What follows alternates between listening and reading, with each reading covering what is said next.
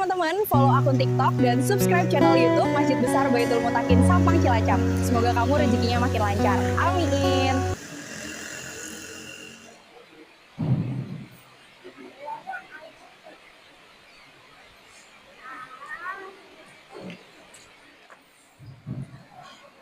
Assalamualaikum warahmatullahi wabarakatuh. Bismillahirrahmanirrahim. Alhamdulillahirabbil alamin. Wa bihi nasta'in ala umuri dunya waddin. Wassalatu wassalamu ala asyrafil anbiya'i wal mursalin sayyidina wa maulana Muhammadin sallallahu alaihi wasallam wa ala alihi wa ashabihi ajma'in. Rabbi shrah li sadri wa yassir li amri wa hlul 'uqdatam min lisani yafqahu qawli, amma ba'du. Al-Fatihah. A'udzu billahi minasy syaithanir rajim. Bismillahirrahmanirrahim. Alhamdulillahirabbil alamin arrahmanir rahim maliki yaumiddin. Iyyaka na'budu wa iyyaka nasta'in. Ihdinas siratal mustaqim. Shiratal ladzina an'amta 'alaihim ghairil maghdubi 'alaihim waladdallin. Rabbi ighfirli wa liwalidayya wa lil mu'minina amin. Sallu ala Nabi Muhammad. Ya Rasulullah, ya Rasulullah, salamun alaik. Ya Rafi'asya, ya Rafi'asyani wa daraji. Abfatayyaji, abfatayyaji rotal alami. Ya uhailal ju, ya uhailal judi wal karomi. Ya Rasulullah, ya Rasulullah, salamun alaik.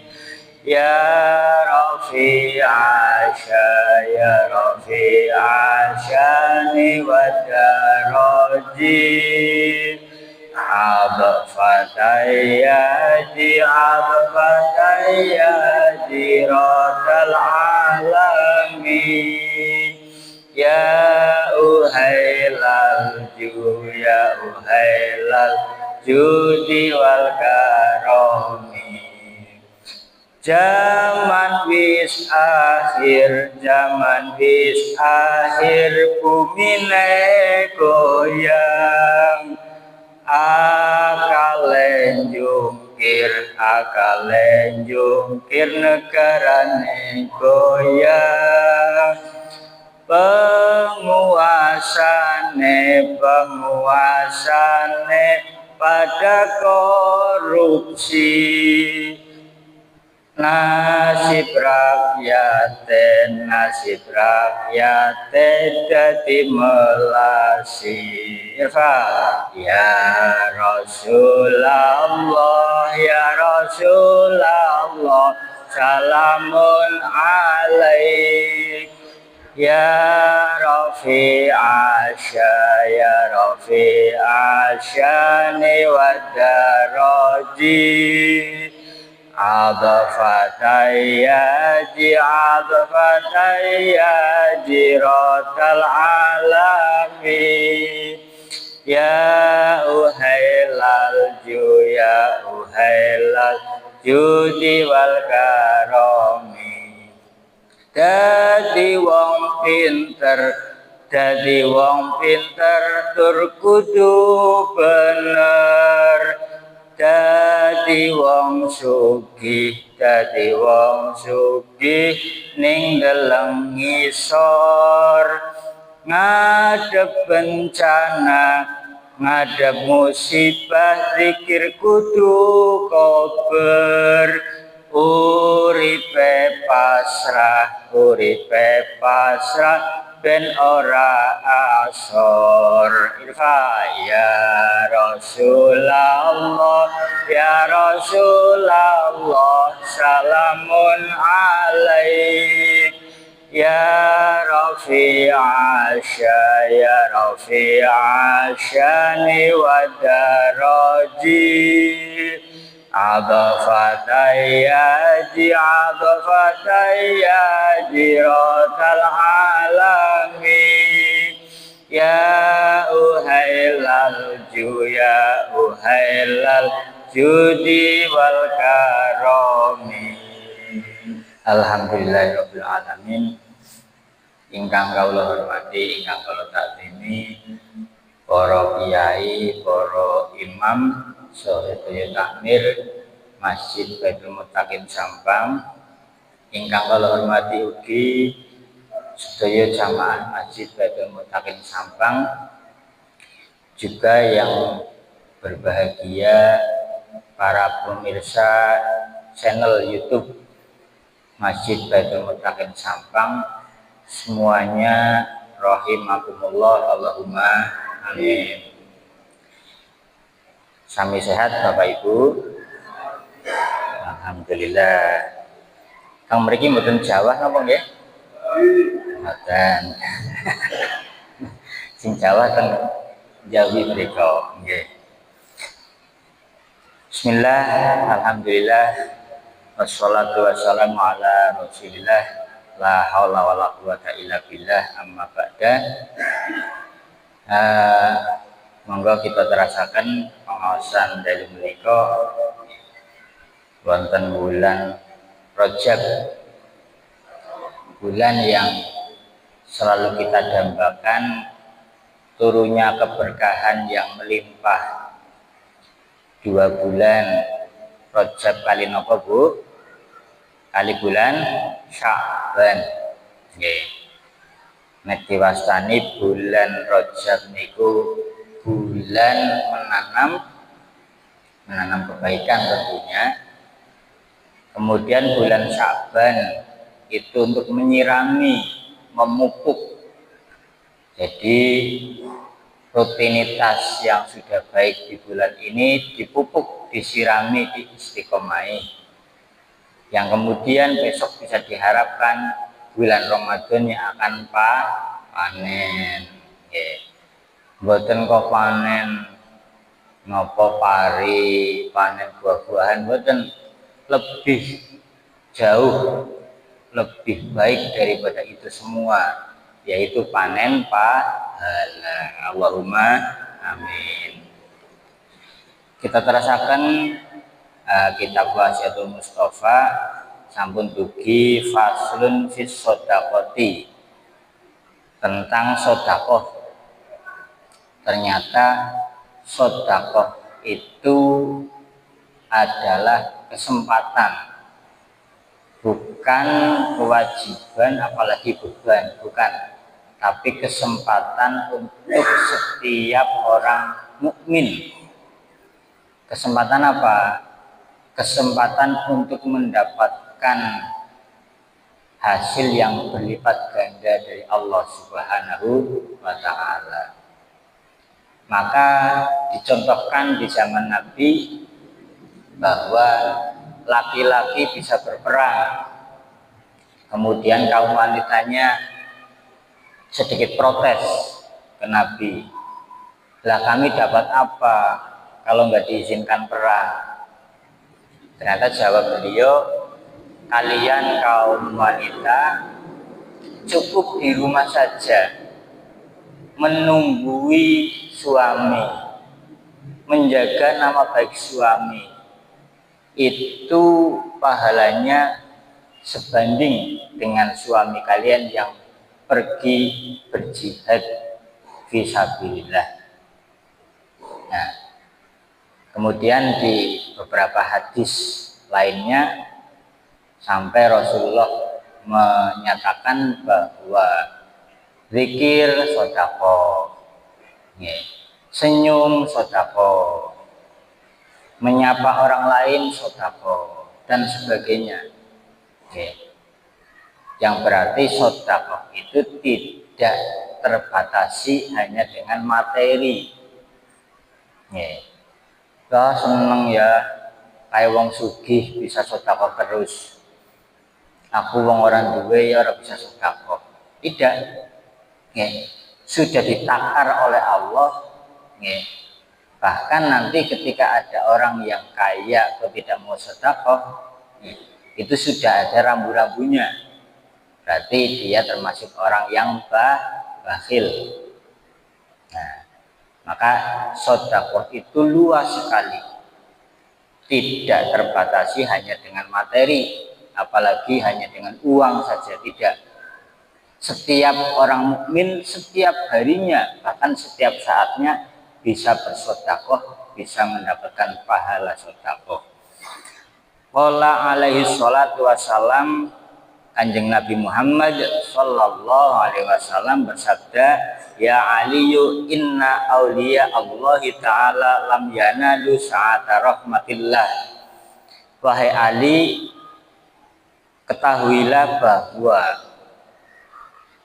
wali-walinya Allah itu mereka mendapatkan rahmatnya Allah, waridwanihi dan keriduannya Allah, itu bukan karena banyaknya ibadah. Jadi termasuk cita-cita setiap orang mukmin adalah menjadi kekasih Allah, waliullah. Setiap dari kita mengharapkan menjadi kekasihnya Allah, waliullah.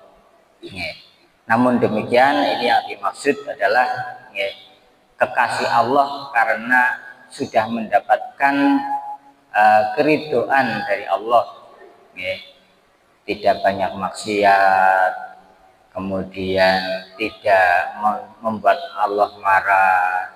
Itu kekasih Allah.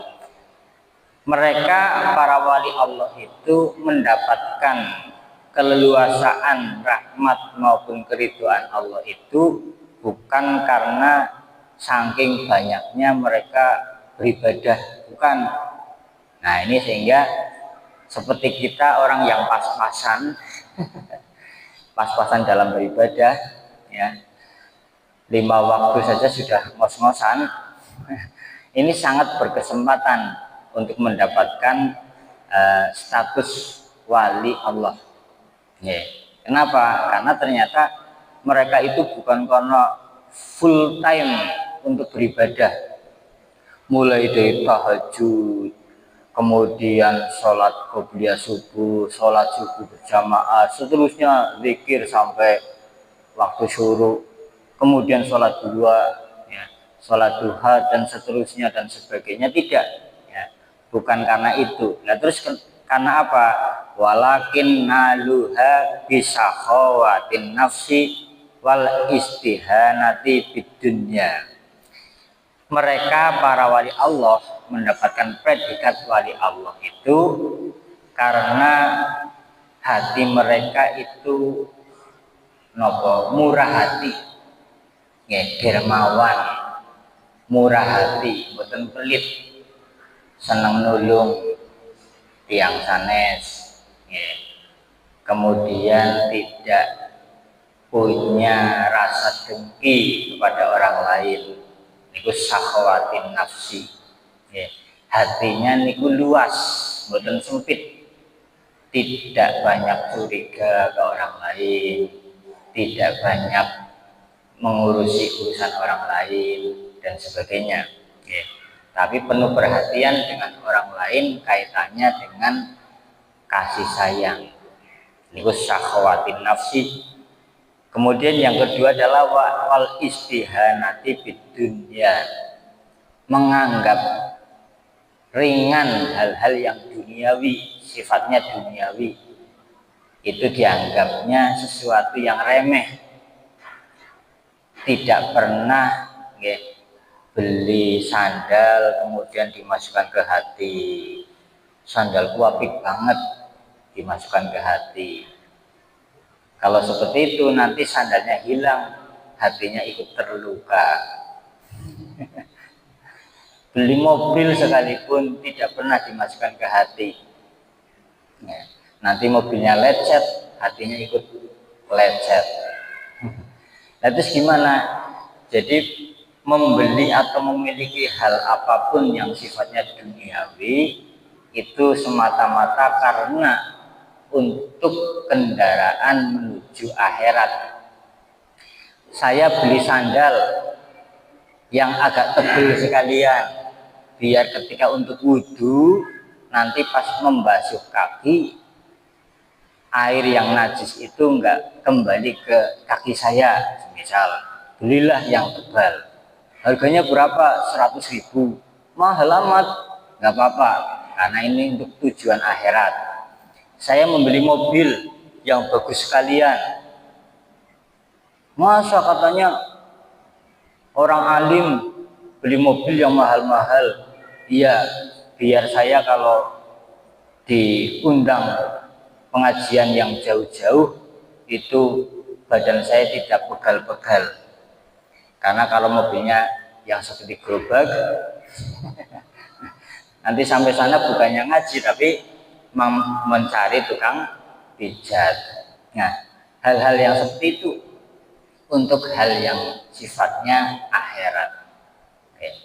Saya membeli motor agar perjalanan saya lebih cepat dibanding menggunakan sepeda dan seterusnya dan sebagainya, sehingga nanti barang-barang itu hilang atau rusak, hatinya tidak ikut terpengaruh. Nah, ini yang namanya istihanah bidunya, tidak mencantelkan hal-hal duniawi ke hati, karena hati hanya ingin diisi oleh sifat-sifat yang ilahiyah, sifat-sifat yang terpuji. Hatinya ingin hanya ada Allah, hatinya ingin hanya zikir kepada Allah. Ya, sehingga tidak dinodai, tidak cemari dengan hal-hal yang sifatnya duniawi. Ya. HP saya di mana ya? Kelabakan. Ya. Karena HP sudah nyantel. Kalau tidak ada HP, mati saya. Ya. Kartu ATM-nya di mana saya? Karena sudah merasa kalau nggak ada ATM, mampus saya. Ya. Itu salah sendiri karena menyantelkan barang-barang itu ke hati. Ya. Nah, ini mencoba untuk menganggap hal-hal yang sifatnya duniawi tidak disangkut pautkan langsung ke hati. Caranya bagaimana? Yaitu mempunyai apapun sekarang difilter, dihubungkan dengan ibadah. Saya sudah sudah harus punya mobil apa belum? Nah, itu perhitungkan, kira-kira kalau punya mobil banyak manfaatnya apa banyak madorotnya. Oh, ternyata banyak madorotnya, nggak seberapa kebutuhan saya untuk mempunyai mobil. Tapi kalau mempunyai mobil malah justru saya menjadi sombong, menjadi senang pamer, misal ya. Maka berarti belum perlu beli mobil. Pertimbangan-pertimbangan seperti itulah yang nantinya barang-barang yang kita miliki sudah terfilter. Ini ada sangkut pautnya dengan Allah atau tidak. Tidak semua barang dikumpulkan, dibeli. Saya kepengen ini beli, saya kepengen ini beli, ya tidak. Tapi mulai difilter, disaring, dipilah, kira-kira ada kaitannya dengan ibadah atau tidak. Saya beli peci karena peci yang kemarin sudah agak lusuh, nah, berarti bisa untuk ibadah. Tapi karena hanya untuk mode, tren, malu saya kalau pecinya itu saja. Nah, ibu-ibu ini biasanya kayak kerudung, ya, jilbab, kerudung, kalau nggak matching dengan bajunya, malu. Bahkan beli tas, ya, sudah punya tas selosin, masih beli lagi karena untuk mematchingkan dengan baju yang ungu itu. Nah, hal-hal yang seperti itu akhirnya nanti hatinya tanpa disadari akan ikut larut di harta benda itu, sehingga barang-barang yang dimilikinya bisa menggoyahkan kemantapan dalam beribadah. Contoh, ya, karena sudah saking nempelnya hati ke barang-barang, ya, ada barang hilang terus pusing, ada barang agak rusak panik, ya, ada barang dipinjam belum dikembalikan ngomel-ngomel, dan seterusnya dan sebagainya. Nah, ini karena tidak menyangkut pautkan barang yang kita miliki untuk beribadah kepada Allah. Nah, ini hanya bisa istihanah di dunia, menganggap remeh duniawi itu bertahap pelan-pelan, mulai dari barang yang kita pakai, kemudian barang yang kita miliki, akhirnya nanti bisa, ya, kita menganggap remeh.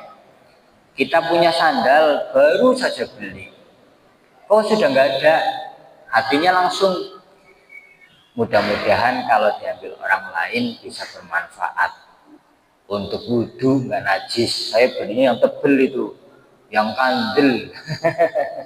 Nah, ya, kalau tipis kan pas bersuci, pas wudhu, pas membasuh kaki, nah, itu airnya itu bisa naik lagi lewat celah-celah itu. Nah, belinya yang tebel, ya, misal begitu, ya.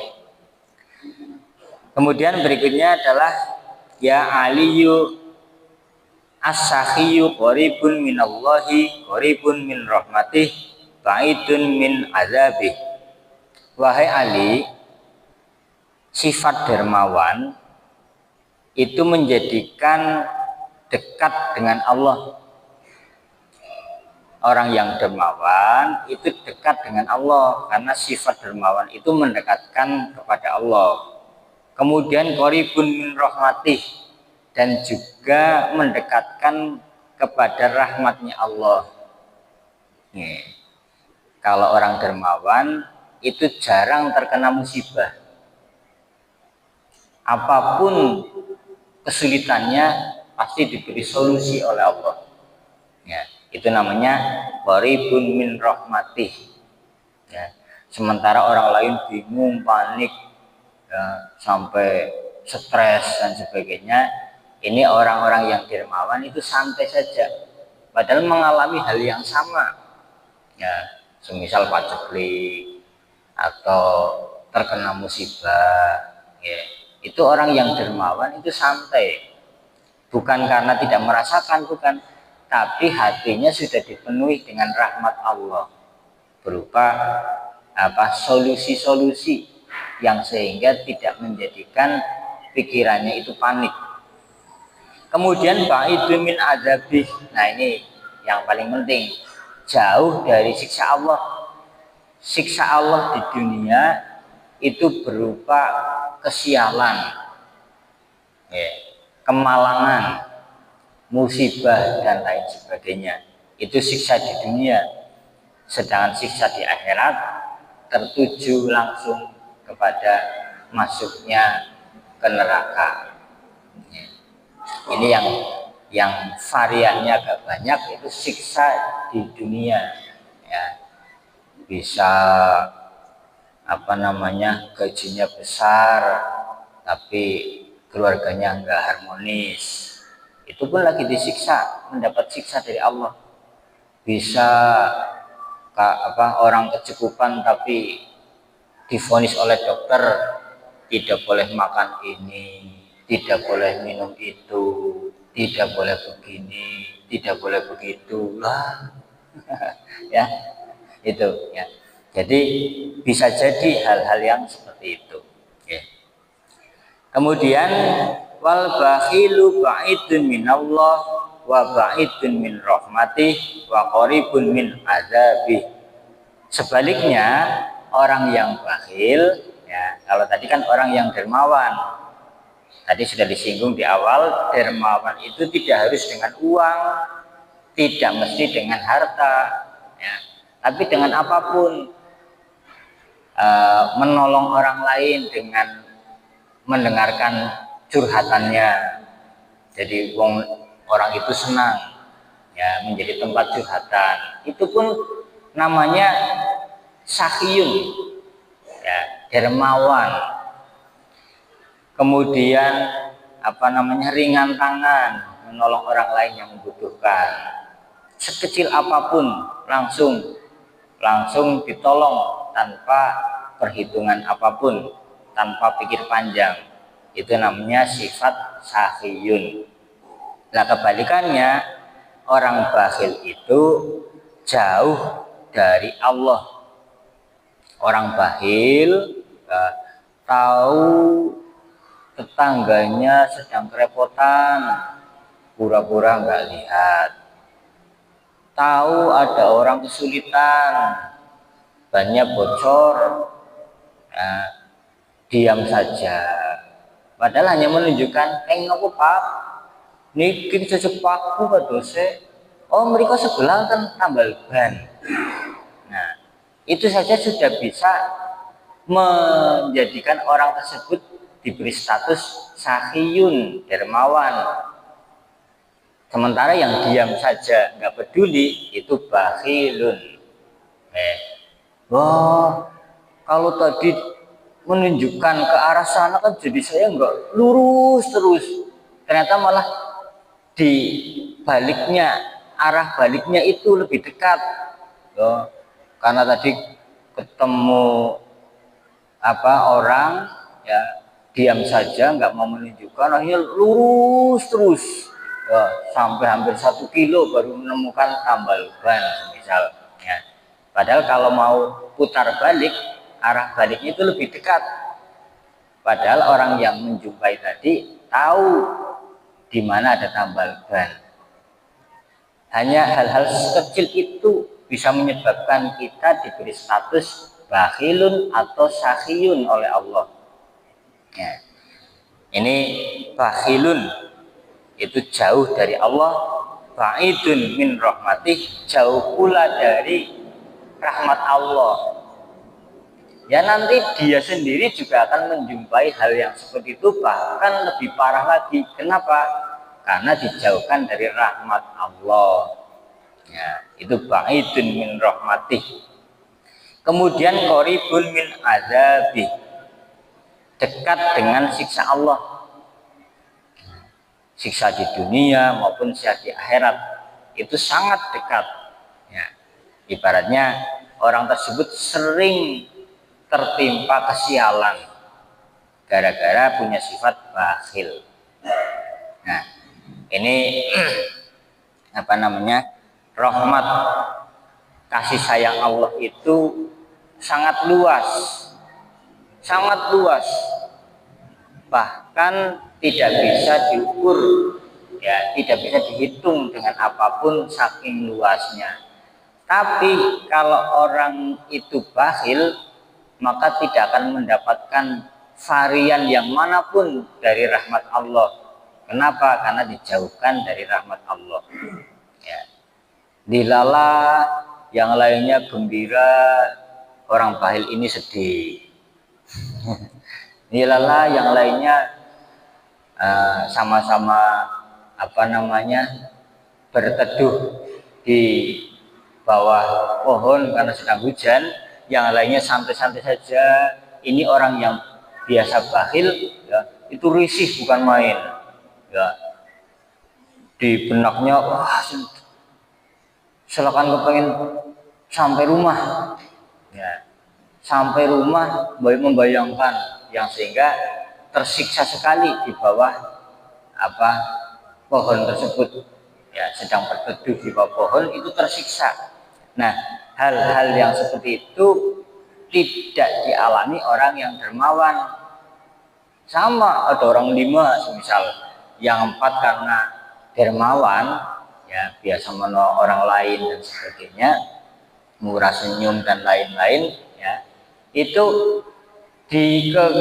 dalam keadaan apapun itu tetap santai, tidak merasa tersiksa. Ya, sementara yang satu ini karena memang bakhil, ya,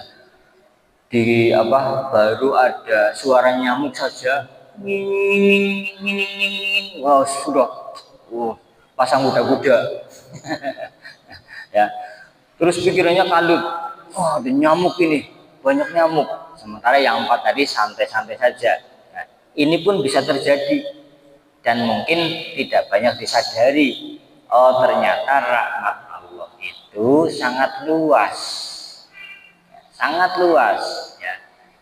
Nanti ada guyonan apa, ya itu menjadi gembira. Susah sedihnya hilang hanya dengan guyon-guyon, ngopi-ngopi, itu sudah plong hilang, no problem. Kayak orang di utang, kelalen utangnya. Kayak orang di masalah, kelalen masalahnya. Ya. Sementara yang bakhil ini, ya tetap hatinya kacau, terus sedih dan lain sebagainya menyelimutinya. Ya. Ini sudah diberi rambu-rambu oleh Nabi bahwa sakhiyun, orang yang dermawan itu dekat dengan Allah, dekat dengan rahmat Allah dan jauh dari siksanya Allah. Sebaliknya orang yang bakhil jauh dari Allah, jauh dari rahmat Allah dan dekat dengan siksanya Allah. Selanjutnya ya Aliyu, ra'aitu maktuban ala babil jannah. Wahai Ali, saya melihat di pintunya surga itu ada tulisan begini bunyinya, anti muharramatun ala kulli bakhilin wa aqin wa nammamin. Jadi di pintu surga kata Nabi, pun nate nonton sing ngertos dereng teng dhuwure pintu surga niku lho. Nonton sing ngertos dereng, nonton tulisan. Ya jelas belum ada yang tahu, ya. Belum ada yang tahu. Karena belum tahu ini dikasih tahu oleh Nabi yang sudah diberitahu oleh Allah, ya. Bahwasanya di atas pintu surga itu ada tulisan berbunyi, engkau haram atas orang yang bakhil, orang yang berani kepada orang tuanya, dan orang yang suka mengadu domba. Ini jadi orang bakhil, terus orang yang durhaka kepada orang tuanya, dan orang yang dalam hatinya senang kalau ada orang lain bertikai, bermusuhan, senangnya bukan main. Bila perlu terkompori. Oh iya, kok baby jere kayak gue ya, iya. Kan malah ngomong kok iki ya. Nah, itu kayak dikompori terus, ya. Orang yang dalam hatinya ada penyakit hati seperti itu sudah dipastikan tidak masuk surga, karena di atas pintu surga sudah tertulis, wahai surga, engkau haram untuk orang yang pelit, orang yang durhaka kepada orang tuanya, dan orang yang suka mengadu domba. Ini, jadi 3 sifat tercela ini ternyata bisa dirubah sebelum akhirnya nanti sudah tidak ada kesempatan lagi karena sudah meninggal. Ya, contoh bakhil, ya, karena yang namanya sifat itu bisa dirubah. Yang tidak bisa dirubah adalah karakter. Kalau karakter sudah bawaan lahir, sudah dicap oleh Allah, ini karakternya pemberani, ini karakternya pemarah, ini karakternya mutungan. Ya, itu sudah dicap. Nah, contohnya begini, ya. Bagi orang yang temperamental, marah, maka ibadahnya apa? Ibadahnya adalah menahan marah. Itu ya. La tahzub, la tahzub, la tahzub, sampai 3 kali Nabi mengatakan begitu untuk orang yang temperamental. Ya. Jadi ibadah orang itu sesuai dengan karakter masing-masing. Pemberani, saking beraninya sampai kelewatan. Ya, kelewatan, woi pemberani, apa protes. Nah, ini gimana caranya? Cara ibadahnya ini sabar. Nah, sabar, jangan apa-apa terus berani protes, berani ini tuh enggak ya. Sudah ini sendiri-sendiri dipasangkan sendiri-sendiri. Dan pada dasarnya sifat-sifat yang berupa karakter itu ya, karakter itu enggak ada yang jelek. Karena setiap bayi dilahirkan dalam keadaan fitrah, suci dengan karakter masing-masing ya. Nah, nanti sifat-sifat itulah yang menempel. Ada sifat terpuji namanya sifat mahmudah, sifat tercela namanya sifat sayyi'ah ya, sifat yang tercela. Nah, ini 3 sifat tercela ini sudah dilarang masuk oleh Allah ke dalam surga. Jadi mau karep pakai ordal orang dalam oke balaku tetap nggak bisa kalau mempunyai sifat 3 sifat tercela ini. Bakhil, durhaka kepada orang tua, namamun, mengadu domba. Oke. Bakhil, bagaimana caranya? Nah, jika aku tak dermawan lah, ketemu wong tak senyum, tak nyapa, tak senang nulung dan sebagainya, sehingga terkikis sifat-sifat tercela terkikis. Aku tahu wani karo wong tuaku, tapi wong tuaku wis mati kepriwe carane?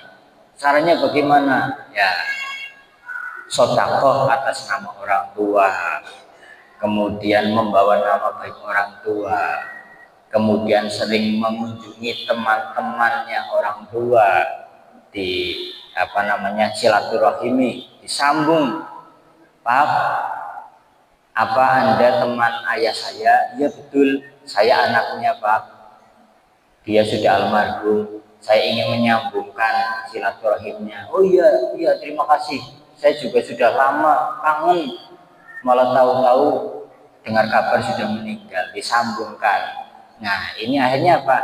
Sifat durhakanya itu akan dicoret oleh Allah menjadi orang yang berbuat baik kepada orang tuanya, berbakti kepada orang tuanya, mendoakannya ya, setiap baca sholat didoakan. Kemudian yang suka mengadu domba, namamun, sekarang dirubah. Setiap orang punya kelebihan masing-masing, walaupun juga punya kekurangan. Boleh jadi dia punya kekurangan yang sering diomongkan oleh orang lain, tapi pasti punya kelebihan. Nah, dari itu nanti kita sudah nggak ingin mengadu domba satu dengan yang lainnya. Demikian pembahasan sifat-sifat terpuji yang ada di faslun sedekah. Mudah-mudahan kita semua bisa mengamalkannya dengan pertolongan Allah Subhanahu wa taala.